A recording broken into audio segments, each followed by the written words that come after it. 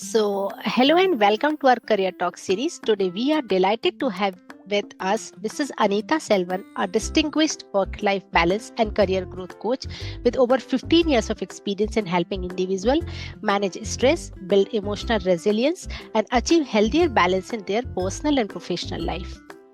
So, uh, Thank well, you. welcome, Anita. We are really glad to have you here to share valuable tips for a student on handling stress and satisfying this emotionally staying emotionally strong. So let's begin. Uh, Sure. Before that, Saira is my co-host. Please, Saira, if you want to add here something. Yeah, hi. A very warm welcome to Anita to our show. Thank Absolutely you. delighted, along with Priyanka, to have you over here. And I'm sure this session is going to be really insightful for all of us and our students who are going to watch it. So let's get I'm started. honored. Will definitely do See, my best and see how we can, change lives. oh, definitely. We are all have the same mission. So I think it'll go great. Great. Yes. Yes, Anita, so let's begin. Can you share your career journey and what inspired you to move into coaching and training?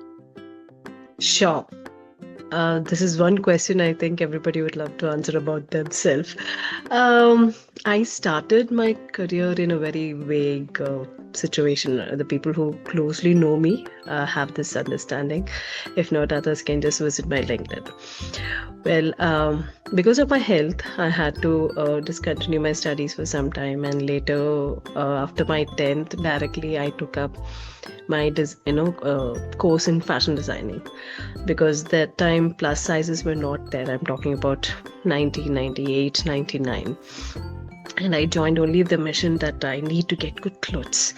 All that I knew. I didn't know about entrepreneurship or making money out of it or survival or career. And that was a stepping stone in my journey. And I learned a lot in building up career, the importance of education, importance of self-respect, importance of how your behavior can change and your thought processes.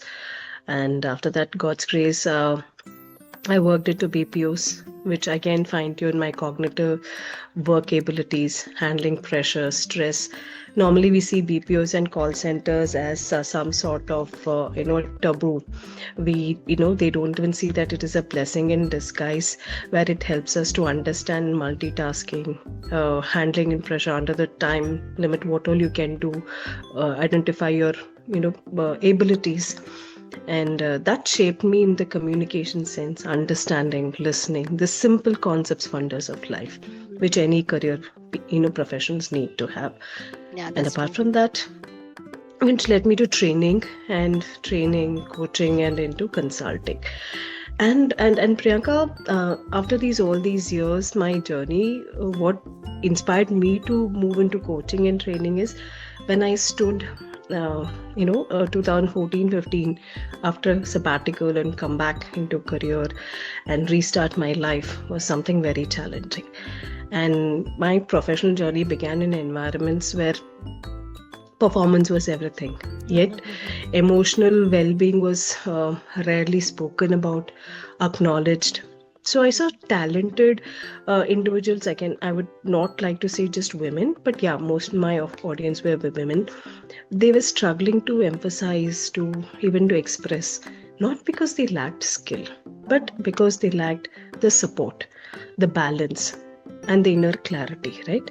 And over the years, I found myself naturally being able to connect with them, listen to them, not just to respond or not just to share my blup ideas or solutions, but to understand their problem, where they're coming from, what can be done for them.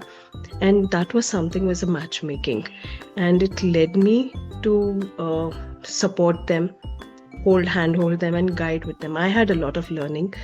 I could heal a lot of my inner child wounds. I could heal a lot of my inner wounds which I had as an adult, as a woman, as a person. And I learned life is not the same with everybody, but still it can be made beautiful. So these kind of conversation, I believe Saira and you would also agree that it shows us a powerful ability to connect with someone who truly feels to be seen, heard Heard by about. someone and Yeah, acknowledged, very true. right? And that the turning point came when I realized that it was more fulfilling. Maybe not monetary wise initially, but yes, it showed me a sense of purpose where people could rebuild confidence, heal, and also serve a space where transformation is possible. Not with just the education that they are into, not just the skills that they are having, but also their ability, their desires, how they can convert their time, their skills to money. That was another challenging space because we, the 80s, 90s kids, we have seen the whole journey of the career transitions, ups and downs. So these are the few callings that shaped my journey into coaching, training, and working with individuals who want to grow and raise and define their lives. And yeah, Jobs for Her, now known as Herky, helped me to work with at least with 3,000 to 4,000 plus women across across India. And Wow. I've been able to mentor during the COVID on a global platform on mental health and with NLP, and doing my certifications to work on such um, real life transformation was something, thanks to God. Very, very, very, I mean, heart touching, I Actually, would say. Yeah. inspiring as well. Inspiring, yes. Yeah, absolutely. I mean, like, when with the 5 years of work experience and when I stood back with a sabbatical, my education, my graduation, my master's, my work experience meant nothing. It was like you're treated just maybe a 2 or 3 year old fresher after at least a long sabbatical of 3 to 4 years and plus. So many women would really resonate, and it was a tough challenge. Very true, very true. Truly resonate. And as you said, most of our problems are half solved when you really listen to them. When they are heard, Correct. you actually get Correct. to work with them much better. Yeah, truly. Correct. Absolutely. Yeah, actually. So, what important behavioral habit should student start building early to grow into a confident individual? Lovely question again. See, behavioral habits is like a money plant or a jade plant. Right from the roots, the way you shape it, they grow. So the way of shaping the behavioral starts from the habits, that is the house environment, and their individuals. So I would say behavioral habits of students should be built early as possible to grow into a confident individual. And the basic military rule, right, and the discipline gender wise role models can really help. See, confidence develops through daily behaviors, Priyanka and Sarah, right? Curiosity helps the children to explore, learn, ask, do wrong, try, give it, what if I do this? What if I don't do this? What if I have to follow? Why I should not follow? So a lot of things comes with the environment that they are into and the parenting style, the family background, everything comes. But the key for behavioral is completely into have a set of rules by the parents. Conduct rules that as soon as you get up, make your bed, finish your morning routines, waking up and sleeping, the sleep patterns. These are the basic funda for any human being, whether kids or adult. And as they grow, they start building blocks the moment they get up, brushing on their own, not as a parent standing behind and say, do this. Did you get up? You got up? Are you awake? How long? 5 minutes, 10 minutes? Do not hit the snooze button. Have that once turn. You're not a parent that as a warden, but you're doing the right thing. You're raising a young kid. So behavior in that aspect, as parents also, we need to understand the child has to be independent and be able to do things at least from 8 to 10 years.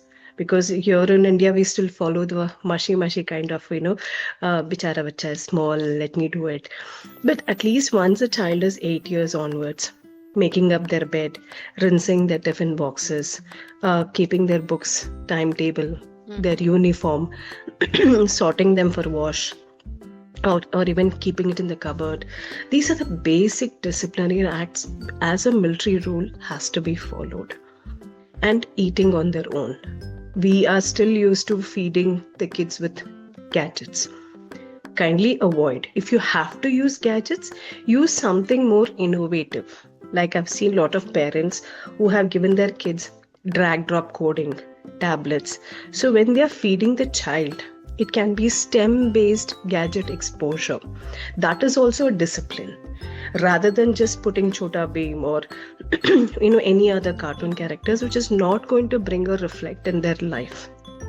And it's only going to show them the fantasy world, not the real world. And another important disciplinary, I would say, in the teenage and in the early adult phase, that is from 16 to 18, 19, do not watch reels. That is something coming under the disciplinary act, behavior, mindset, and subconscious programming. It has reduced their retainer ability because reels are programmed to watch continuous, right? And the more they watch reels scrolling, they are only feeding their inner consciousness some sort of dopamine, which they're getting some sort of satisfaction, but not the real thing in world. So they become spectators, disconnecting emotionally, and same time someone who wants to just see things happen and not react. The cognitive or the muscle abilities are reduced, and their retaining memory power is completely reduced now. Right? From 7 minutes, it has reduced to 3 minutes. As per the survey, the memory retaining power. So the retaining, or I would say the focus attention point, that's the right word. So disciplinary and behavior definitely means your routine, what you do in the morning, including your bathing, your personal hygiene, combing hair, your limitations, your grooming, and also into study. And as parents, we really need to show them the culture. Irrespective which part of India you are or anywhere globally, culture makes a difference. You need to show them where you come from, the grassroots.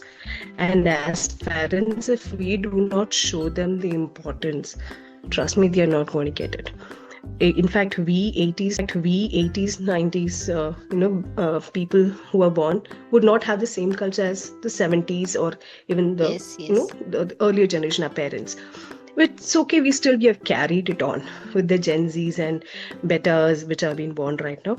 And they do not have even 50% of knowledge of the culture. Why it is done. Religion respect, caste respect is obviously removed.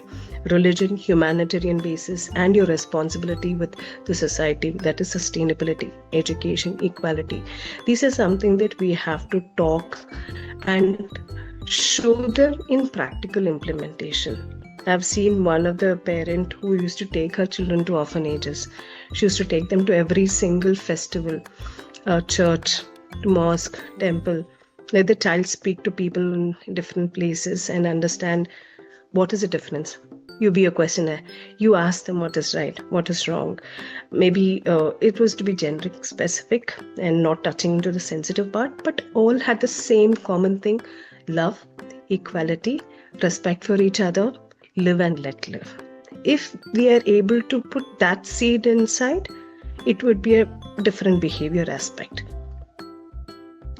That's the say I would like to say, and also empathy would be something coming. Very, very important point actually you covered, Anitha. These are actually as they always important. say, whatever habits learned, habits learned as early in childhood mold a person in the adulthood. So it's absolutely important.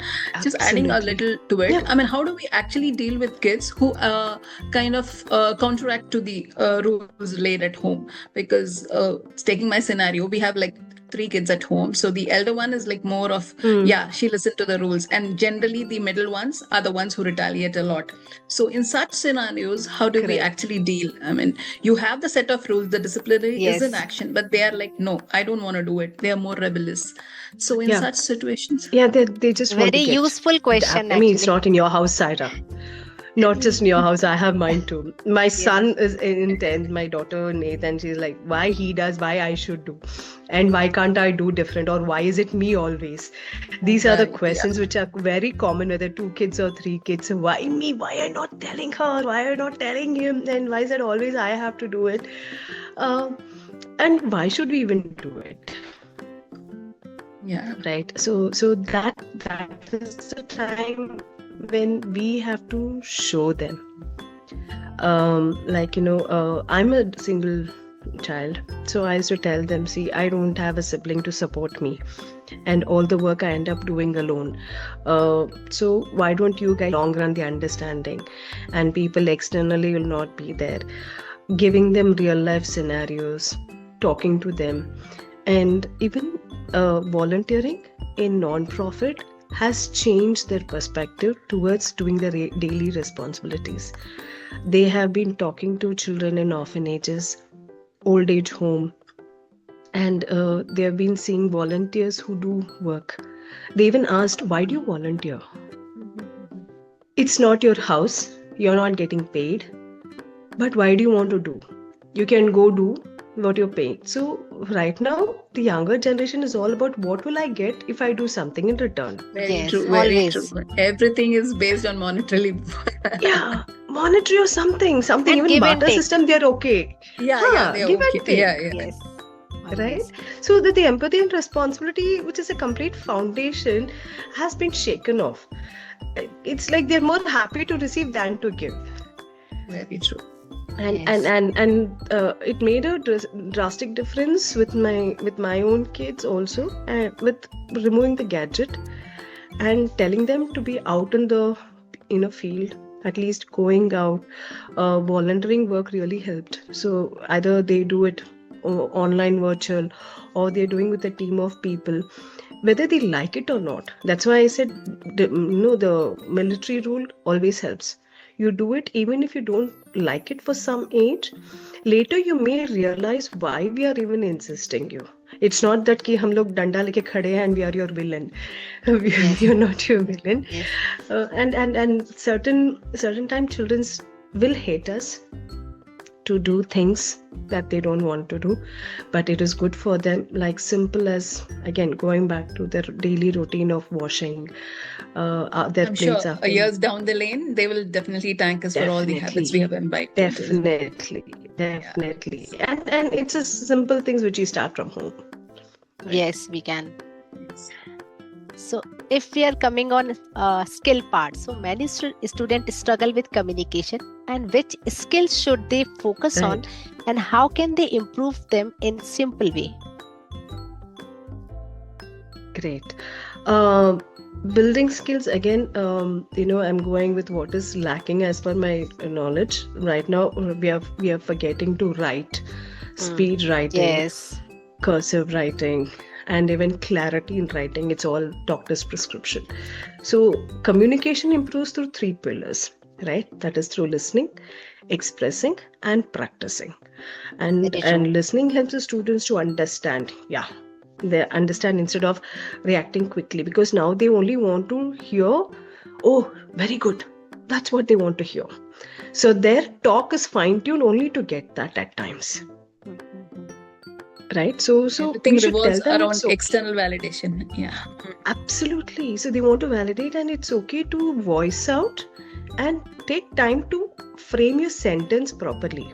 It doesn't mean we don't want you to voice out, we want you to voice it out. Take time to put it up, and as parents, if we have the time to listen to them, it helps in their verbal communication. Listening, you can, as parents, again, we would, parents, most of the time it will be the parents which I'm involving, because it starts early. When the child is in the early stages of putting a TV rhymes, if we start tuning them to auditory learning, play audio files instead of visual files. The child, right from the age of 3 to 4, they start developing to listening, differentiating with auditory sensories, and also the facial expressions. They start seeing your facial expressions. They start recognizing what is right, what is wrong, and sometimes the body language plays an important role. So auditory is taken care of, visual is taken care of, and practicing is kinesthetic. We all know in our childhood, we used to write. We used to have 3-4 notes, right? Rough note, permanent note, and then one was a neat note. And one imposition note as well. Absolutely. You do a mistake and you write the impositions. Yeah, how can we forget our teachers? So those were meant to fine-tune your cognitive and your kinesthetic learning, right? Where when you write, your muscle memory is retained, practicing. And as you see, you're consciously recording with your visual. As you say and write, it's listening in your auditory, and your subconscious mind is also registered. So your visual, auditory, and kinesthetic, all three are taken care when it's practicing. So indulge children with more of writing, more of practicing, hands-on experiences. That's why they learn to do the chores more than frame a full sentence in English or any language. Right? And also appreciate their expressions when they come up in complaining. Appreciate them. Say thanks that you came up and you're letting me know I have done a mistake. That helps them and gives them the courage to speak out. So that time expression becomes more stronger. When they speak, it becomes more clear. Maybe not perfect initially, but sharing thoughts in small conversation with the kids from early age, and it builds with the teenage. Yes, and group activity. Definitely, it's not one parent or one individual's show. And everyday reading, everyday reading and writing your journal practices. I would definitely encourage right from 4th or 5th grade, or even if it is a 2-liner. Before they sleep, they could write down how the day was. Yeah, good, bad, whatever, 1 word, 2 words, and plan the next day. Yeah. Very helpful. It's a very interesting topic. Yes, it's a very interesting topic. And helpful to what Priyanka had asked. Yes. Yeah. Adding to what Priyanka had asked, I would also want to know that how do we develop the emotional intelligence of these kids, especially when they have, like as you said, 2 or 3 kids, so the peer pressure, the competition, and all those things are there. So how do they actually develop the emotional intelligence in this case? How do students get to develop it? Okay. When it comes to EI, that is emotional intelligence, EQ has to be understood. That is emotional quotient. What is emotional quotient? We have a pre-definitions as adult, which is not really applicable to the kids. Their way of emotionally understanding, perceiving, receiving, or even talking to can vary. So what I would say is, for children, emotional quotient or EI means understanding their own emotions, recognizing how others feel when they communicate, learning to express their anger, frustrations, likes, dislikes, happy, etc. Simple practices like naming their feelings. I'm sad, I'm nervous, I'm agitated, whatever way they are. I'm talking from the early ages. Yes. And taking few deep breaths to help them regulate the pressure and anxiety. That is the recognition of emotional quotient for them. For us, it might be, oh, so sweet, he's feeling, he's crying, or the baby's cribby, or as an adult, you'd only look at it as a cuter part. But for the child, you're building the child's ability to control emotions, express, and release. And if they are not able to release, they build, they store, they build, they store, and when in the teenage phase, the hormonal imbalances, thanks to the environmental factors, thanks to the parents being, nuclear or even working, there's nobody to talk and interactions, they start bursting it out. So the children who are not able to communicate right from the childhood have seen to be more rebellious, more disconnected in the teenage phase. So always identify if the child is silent. If that has been behavior, okay, but still have that one conversation to say that you're available, and the child recognizes his emotions, expresses it. Very interestingly, one kid used to write. He was not able to, actually it's a she, but again I would put it as he. He was not able to express verbally. If at times if you talk, he was only used to cry, and the child was 17 in their 11th. And when we saw the pattern, it was like right from childhood, whenever he wanted to go talk, his parents said, "Chup, it's okay. You're crying, it's okay. Bhaiya mara, it's okay. Toy took away, it's okay. That's it. Be there. I'm busy in work." So there was nobody emotionally available for him to share. Right? So the perspective from the parents changes. And also, I would say, once they know, they recognize that their emotion is different, they need to also open up, which the school plays an important as a counselor and school counselors. They need to understand the child's behavior. Like one child used to regularly wear jacket. Even in summer. Even in summer, he used to wear regularly. Very good child, brilliant in education, smart, used to communicate, used to talk, not an introvert. But there are certain symptoms as a counselors we fail to identify in schools, and at home it's okay because it's a routine. Until unless there's no red flag, we're not able to identify that there is some sort of emotional discharge happening there. Right? So the daily self-reflections shape the child. So my request would be for the school counselors, for the parents at home, if you see the child is dressing patterns, the color patterns, he's more towards the black, he's more towards wearing something consistent, sit and talk, discuss, listen. It may not be the exact words you understand, but there is something that is hidden inside him that he wants to speak about. Let that trickle down. I mean, I could completely resonate that it's actually not the EI of the student as well, but Correct. even of the teacher or the parents, because Yes, that is absolutely. what reflects. Absolutely. Okay. That's real insight for everybody around. And as you we said, miss out that in big time. Right. Yeah. And always the because we had childhood a traumas are scenario, the ones. Saira. Oh, Used to okay. wear. Yes. Yes. Shocking these days. I mean, when both the parents and are childhood traumas is Yeah. it's for us, we as parents, we don't even realize the child is in kind of pain. A trauma. We feel it's a routine because our childhood was different. Yeah. Even for though us, we had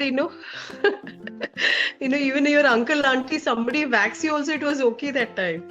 But nowadays, if somebody says something, it's the whole world is crumbling down. Very true. Right. In this scenario, how do you think the students can stop themselves from getting distracted? I mean, that's one question we always had. Yeah. How do we face Very distraction important. and lack of consistency in their lives? Because you see the students, one day they are very good, they are like on par on everything, but the other day they are like completely on zero. So what are the practical steps which we can actually help them stay focused and get into a proper daily routine? So one focus is, again, I would start from the sleep routine. After the dinner, early dinner, make some 20 minutes to 30 minutes to have a discussion with parents. Even if they have nothing to talk, let them speak how the day went. So letting them down out. And while sleeping, they could listen to a lot of videos, calming frequencies, which I recommend for my students. Awesome. You could also Google and search for calming for the age appropriate. And it can also be, there is something during the exams where the children feels nervous. They could use text to voice. This software was built for visually impaired, but I do recommend parents to use maybe 10th pre-boards or the final exam, since our kids are there. They could upload their lessons. and the PDF, and it could read out. So when they are hitting the bed, they are able to listen auditorily, and it helps them to boost their focus on listening. And as they sleep, this REM, the sleep patterns, even after you sleep 20 to 30 minutes, the brain is able to collect data, information, details happening around us through our sensories. That enhances the focus. Early morning, definitely, if you're a early bird, great, pat on a back. Problems are solved. If not, someone who's like, yeah, and if not, you're someone like me who gets up the last minute, brushes, takes back, that just runs to the exam. Make sure that you have the concept notes. You create the concept notes of every chapter, and that is your go-to. And also with your question banks, create question banks. Thanks to ChatGPT, you upload your lessons, and it's going to give you question banks. So, or you use your previous year's question banks and help with it. And also another powerful way of doing is, some people are naturally, they multitask, but few people try to copy that, which is not their personality, which creates stress. Yes. So absolutely. do not do just because it works with your brother or sister. Don't do it on yourself. Your program completely different, their program completely different. And again, the moment your lessons are made, come back, create a concept map or a short write-up, what each lesson is about, maybe a paragraph. And these are the few things to give you focus in long run. Memory retainer tips and breathing technique. This breathing technique I do share with all my students before your exams. Do make sure you have a long breathing, 11 times or 21 times, right? Long inhalation, long exhalation. It gives oxygen to your brain, calms your nervous system, and helps you to regain focus. And yes, water. Nothing more miraculous like water. Yes. Yeah. That's a very wonderful tip, breathing technique 11 times, so that as soon as the invigilator is there, I think the students can have a breathing technique. Yeah. Absolutely. I mean, most of us would have, even as counselors, I think would have heard the last minute, exam fear, exam tension. You get stomach upset, you get fever. God knows what else happens. Go to the loo. Yeah. Yes. Yeah. And also the stress that they handle, they do fall sick. So even before they sit studies, they could do the breathing techniques. This was really the last. Yeah, please finish your. Yes. So this was really insightful, Anitha, and actually this one session is not enough what we can learn from you and our student. So really we are thinking this session is not enough. And meaningful information. Yes. Yeah, definitely. Thank you so much. Yeah. One more a small question based on all the details, whatever you have given, and in this age of too much of information everywhere, how do you think a person should choose the right career path, the basic career path? We all are into it, but just want to have it from you on a psychologist basis. See, on a psychology basis, Sarah, choose a career that reflects who you are. Do take advice of what others expect, which can be like, a building block, a baseline. Explore the strengths and interests, values. So I normally work or would recommend counselors to work with students right from 6th, 7th grade, not in terms of psychometric assessment, but as a personality assessment. The child's liking, interest, ability, and what all he's been exposed to, STEM, robotics, or mathematics, or Olympiads, or physical, PE, sports, etc. Then combine it as a personality and then choose what best describes them. So they can definitely have a mainstream career and 2 alternative careers which they can have an option.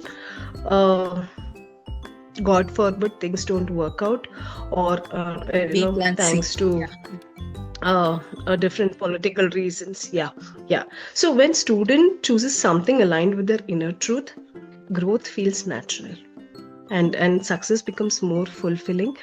The right path is one way to feel authenticate, meaningful for their life and deeply connected. The reason which again I came back to my career counseling was when I was working the corporates, the leadership roles. Many people hated their job. They wanted to quit and do something else. They joined because it was their parents' decisions that they had to take the certain graduation and they could not find a particular job. They are into that role. They are working, they are earning, they are successful, but they're not peaceful at home. Right? So with retain this, your I think originality. we have almost like bombarded you with a set of questions and almost coming to the end of the session. And it was a true yes.